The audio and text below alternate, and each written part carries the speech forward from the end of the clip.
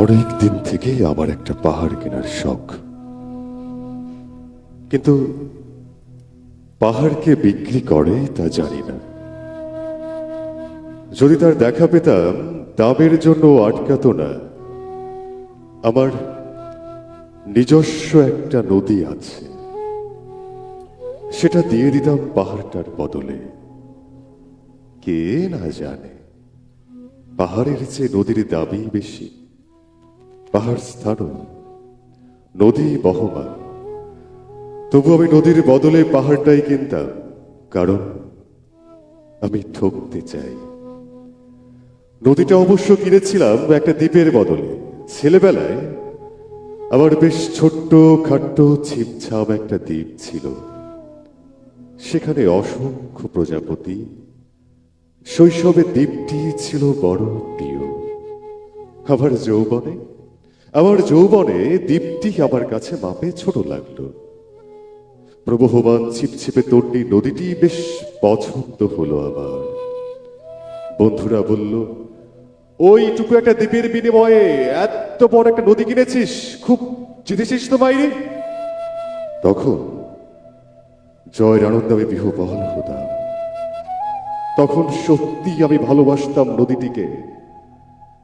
নদী আমার অনেক প্রশ্নের উত্তর দিত, যেমন, বলতো আজ সন্ধেবেলা বৃষ্টি হবে কিনা। সে বলতো, আজ এখানে দক্ষিণ গরম হাওয়া, শুধু একটি ছোট্ট দ্বীপে বৃষ্টি, সে কি প্রবল বৃষ্টি, যেন একটা উৎসব।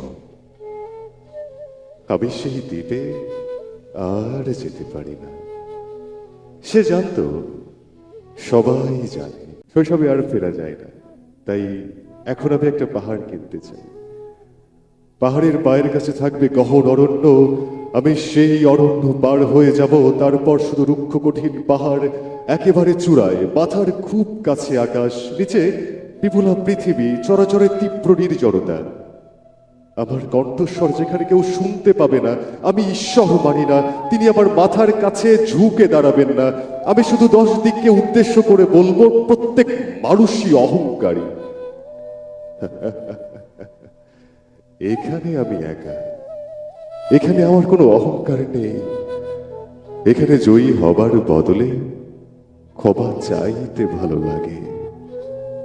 হে 10 দিক, আমি কোনো দোষ করিনি, আমাকে ক্ষমা করো, ক্ষমা করো, ক্ষমা করো। সমস্ত দিনের শেষে শিশিরের শব্দের মতন সন্ধ্যা আসে। ডানার রৌদ্রের গন্ধ মুছে ফেলেছি। পৃথিবীর সব রং নিভে গেলে পাণ্ডুলিপি করে আয়োজন।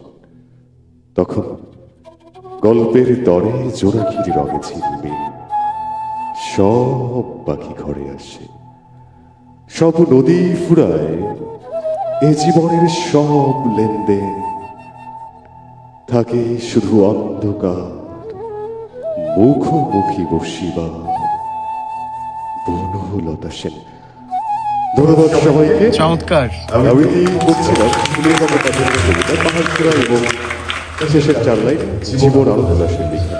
নববধূ